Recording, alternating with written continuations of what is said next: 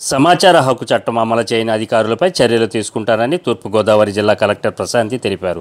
God's for RTI జాతీయ convener వరద నాగేశ్వరరావు ఆధ్వర్యంలో జిల్లాకు నూతనంగా వచ్చిన సందర్భాన్ని పురస్కరించుకొని మర్యాదపూర్వకంగా కలెక్టర్ కార్యాలయంలో కలెక్టర్ను కలిపి ఆర్టీఐ పట్ల తాము చేస్తున్న కృషిని వివరిస్తూ సహచట్టం కోఆర్డినేషన్ కమిటీలు వేయాలని కోరారు. ఈ సందర్భంగా కలెక్టర్ ప్రశాంతి మాట్లాడుతూ చట్టం సక్రమంగా అమలు చేయని అధికారులపై చర్యలు ఉంటాయని తెలిపారు.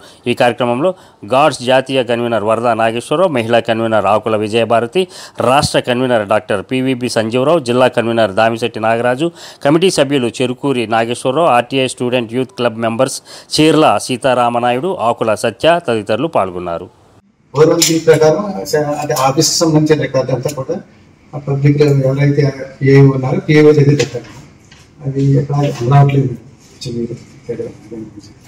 ఇది తర్వాత కోఆర్డినేషన్ కమిటీ కూడా కొంచెం